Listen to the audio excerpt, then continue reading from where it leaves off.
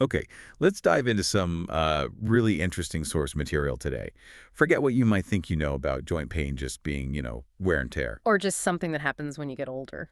Exactly. The sources we're looking at for this deep dive are presenting a completely different picture. It almost turns the usual understanding right on its head. Right. We're digging into material that suggests there's a surprising, maybe hidden root cause for why joints start to, grind and ache. Think about like a brand new door hinge, Mm-hmm. super smooth, right? Mm-hmm. Glides easily. Versus one that's gotten all rusty and stiff. It groans, it catches. Yeah, a real pain to move.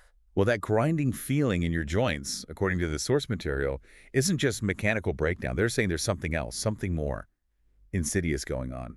So, our mission today is really to unpack these sources. We want to understand their core claims about what's really happening with joint pain, And explore the surprising trigger they identify. and then naturally look at the solution they propose to actually fix it, according to them. The central claim from these sources is pretty striking because it directly challenges that idea that joint pain is just inevitable with age or overuse. Yeah, while those things might play a role, sure, the material we're analyzing suggests there's a primary driver that's often completely missed. Okay, so this brings us to what the source material calls the rust enzyme, kind of a vivid term. It is. They identify this as matrix metalloproteinase, MMP for short. MMP. Got it. Yeah. Now, MMP is actually a natural enzyme, right? It's supposed to be in your body. Exactly. It's part of the normal process. It does important work like breaking down old tissue so new, healthy tissue can replace it. Think of it like the body's cleanup crew. Okay, so it has a job to do. Right. The problem, as these sources describe it, isn't MMP itself. It's when it becomes overactive. Overactive, Yeah. meaning it does too much. Precisely. When this happens, they say it basically goes rogue. It starts breaking down cartilage way too aggressively. It eats away at it much faster than your body can rebuild it. Huh. So instead of just cleaning up old stuff, it starts creating holes, like rust eating through metal. That's the analogy they use. And this excessive breakdown leads directly to that painful bone-on-bone grinding. And that feeling the source describes as like crunchy glass shards in the joints. Exactly. It's not just worn down. The claim is it's being actively dismantled from the inside. Okay, and the symptoms this supposedly causes, Yeah. they sound familiar. Oh, very familiar to many people. We're talking hot, stabbing pains, often really bad in knees, hips, shoulders, even the back and wrists. And the stiffness, right, where it's hard to move, joints lock up. Yes, and that frustrating feeling of needing to warm up in the morning just to get going. Makes everyday things tough. Like the sources mentioned tying your shoes, climbing stairs. Or even just bending down to pick up your grandkids. Simple things become huge struggles. The material paints a really vivid picture of the limitations this causes. Okay, now here's where this deep dive, based on the sources, gets, well, really surprising. This is the big twist in their theory. What do they claim triggers this MMP enzyme to go into overdrive? Toxic heavy metals. Heavy metals, like Right. pollution. Essentially, yes. The sources really lay out a case that these aren't just some abstract environmental issue. They argue these metals are insidious agents found, well, almost everywhere around us. Where are they saying they come from? They point to drinking water contaminated by industrial runoff, soil that's been treated with toxic fertilizers, Okay. even the air we breathe, car exhaust, factory smoke, and interestingly, they even mention emissions from airplanes. Wow, so environmental sources mainly. Mostly, but they also flag things like kids' toys, some cosmetics, and importantly, our food supply. Plants and animals absorbing these metals from contaminated water, air, or soil. And which metals are we talking about specifically? The sources list lead, mercury, cadmium, arsenic, nickel, and aluminum. It's quite a list. Definitely sounds like a rogues gallery of toxins. And here's the critical claim they make. Unlike some toxins your body can flush out relatively easily, these heavy metals, they say, stick around. For how long? Decades, potentially. And they claim these metals tend to accumulate deep within our bones. In the bone. Yes, and that's why, they argue, standard blood tests often miss them completely. They're not just circulating freely. Okay, hang on. If they're hiding in your bones, how does that cause joint pain? What's the connection they're making? Right, good question. The source posits that the body detects these metals embedded in the bone matrix. It sees them as damage or foreign invaders. So it tries to fix it. Exactly. But here's the alleged misstep. In trying to fix the bone, the body sends an excessive repair signal. And this signal, they claim, involves ramping up those very same MMP You enzyme, have a rust enzyme. the rust enzyme. But because the signal is supposedly overblown due to the metals, the MMPs get overstimulated and end up attacking the nearby cartilage instead of just dealing with the bone issue. He's like friendly fire almost. The repair crew attacks the wrong thing. That's a good way to put it. A biological misfire, as the source presents it. The repair mechanism goes into hyperdrive and targets the cartilage, leading to its destruction. And this whole connection, the heavy metals triggering overactive MMP, leading to cartilage damage. The sources claim this is largely ignored by mainstream medicine. That's what they argue. They're quite critical, suggesting doctors often aren't trained to look for this specific heavy metal link. So instead, they focus on Symptoms. Painkillers, maybe recommending surgery eventually. They attribute the pain to the usual suspects, wear and tear, inflammation, aging, because those are the standard explanations. the material even suggests, doesn't it, that this view is influenced by pharmaceutical companies. It does imply that, yes, that the focus stays on symptom management rather than this alleged root cause. So if you follow the source's logic, if you're not addressing this supposed trigger, the heavy metals making MMP go wild, then a lot of common approaches are just not going to work long term. They're bound to fall short, according to this view. They might give you some temporary relief, maybe mask. The sources claim these often leave people disappointed precisely because they don't stop that underlying rust enzyme activity. And the sources make some even stronger claims, Yeah. particularly about collagen and bone broth, right? Things people often take for joints. Yes, this is quite provocative. They suggest these could actually speed up joint deterioration. Wow. The reasoning given is that if the animals these products come from were exposed to heavy metals through their feed or environment, those metals could become concentrated in the collagen or bone broth. So you're essentially delivering a dose of the trigger. That's the claim. A concentrated dose that could further stimulate that rust enzyme you're trying to calm down. Wow. That's counterintuitive. Yeah, And they single out turmeric too, don't they? they do. They call it by far the worst, which is a strong statement. Why turmeric? They claim some Western companies might adulterate turmeric powder with pure lead Lead. Why? to add weight and enhance the yellow color, allegedly. The source even cites documented cases of lead poisoning linked to tainted turmeric supplements. It's presented as a serious warning. Okay, so that paints a pretty bleak picture of common approaches. If you buy into this heavy metal theory, given all that, what's the solution these sources propose? Well, they introduce what they frame as a simple 7-second trick to counter this whole process. A 7-second trick. Sounds catchy. What is it? The core of their proposed solution is a specific, highly concentrated form of pine bark extract. It's known as pycnogenol. Pycnogenol. Okay, I've heard of pine bark extract. What's special about this pycnogenol, according to them? The sources detail several ways it supposedly works right down at the cellular level. First, they claim it directly blocks that rust enzyme, MMP. So it stops the cartilage breakdown. That's the primary claim, prevents it from eating away the cartilage. But it also supposedly supports the regrowth of collagen. Okay, so it blocks the bad stuff and helps the good stuff. That's the idea. And they get more specific, mentioning that pycnogenol contains unique compounds that protect chondrocytes. Chondrocytes. Yeah. Those are the cartilage building cells, right? Exactly. It supposedly protects them, and they claim it even increases the number of these chondrocyte cells. So it's presented not just as a shield, but as an active rebuilding agent. Do they offer any proof? Like studies? They do cite study results to back this up. One study, they claim, showed pycnogenol decreased that rust enzyme MMP by 50% in humans. 50% reduction, okay. Another study they mentioned, this one involving women over 12 weeks, reportedly showed a 41% increase in collagen production. So measurable biological changes. What about actual pain and function? They highlight critical outcomes, too. A claimed 56% reduction in knee pain, That's significant. an increase in walking time by over 2 hours a day without pain or stiffness, and a 58% reduction in the use of anti-inflammatory drugs among the people in the study. So the picture they paint is pretty impressive, suggesting real functional improvement. Definitely. The overall message about pycnogenol from these sources is clear.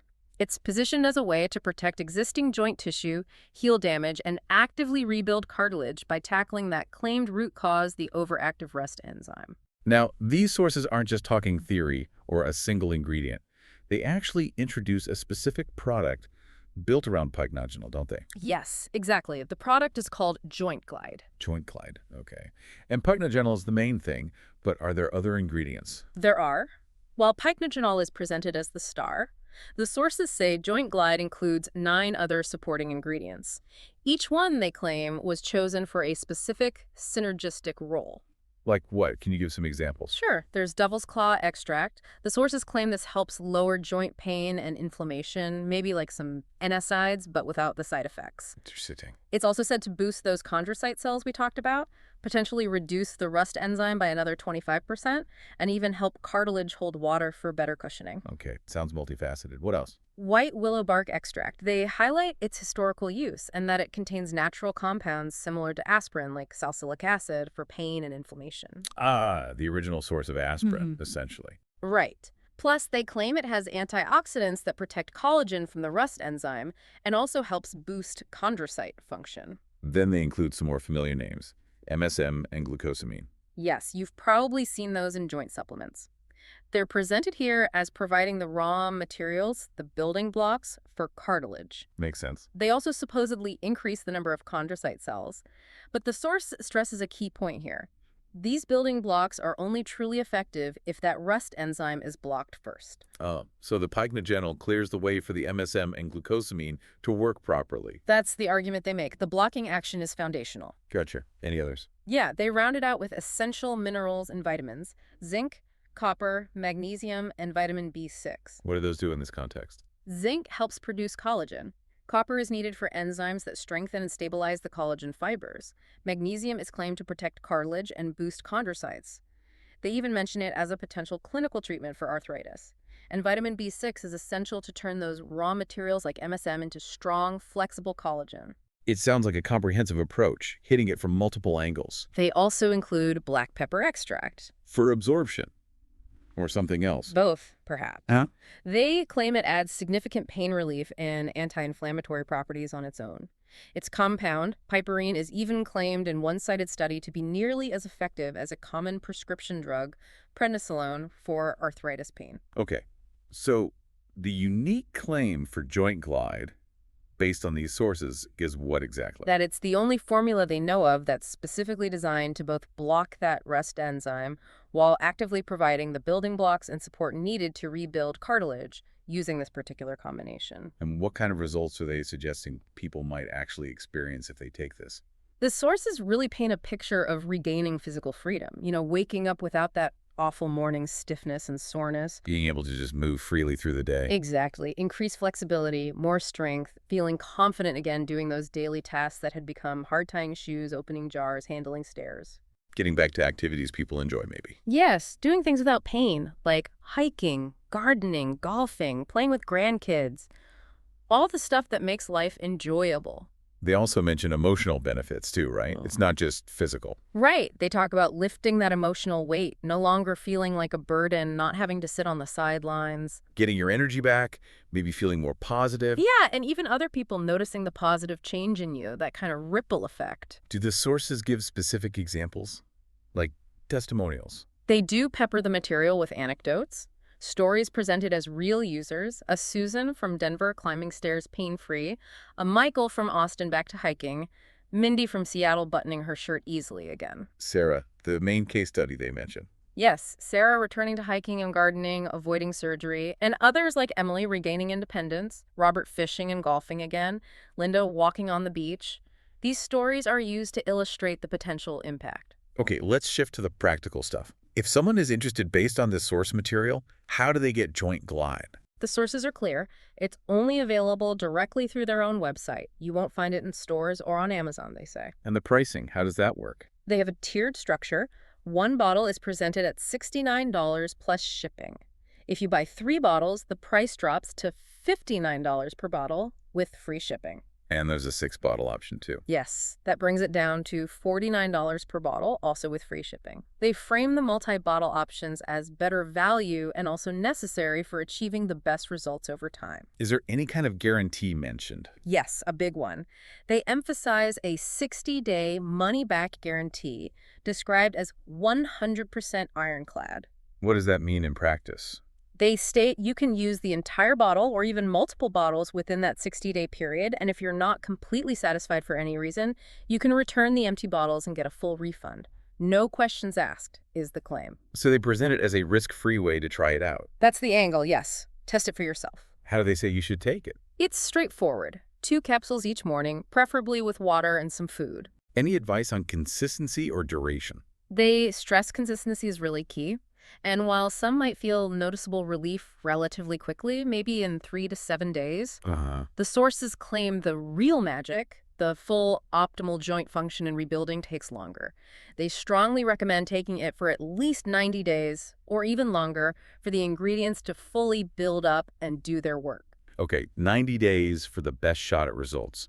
What about safety? What did the sources say? They state the ingredients are natural, it's vegetarian-friendly, non-GMO, and compliant with California's Prop 65 safety standards. Manufacturing standards. Manufactured in a GMP-certified facility located in the USA. And importantly, they claim it's tested for heavy metals, allergens, and other contaminants. And the dosages, are they just throwing ingredients in? They state the ingredients are included at clinically studied dosages, meaning amounts that have shown effects in research, according to them. What about taking it with other medications? Any interactions mentioned? The sources claim it's generally safe to take with most medications. However, they always include the standard, sensible advice. Consult with your physician before starting any new supplement, especially if you have existing health conditions or are on medication. Always good advice. Now, why do they say it's only sold direct through their website? 2 main reasons given in the source material. First, quality control. They say it allows them to maintain strict oversight over manufacturing standards and testing. Okay, controlling the product itself. Second, affordability.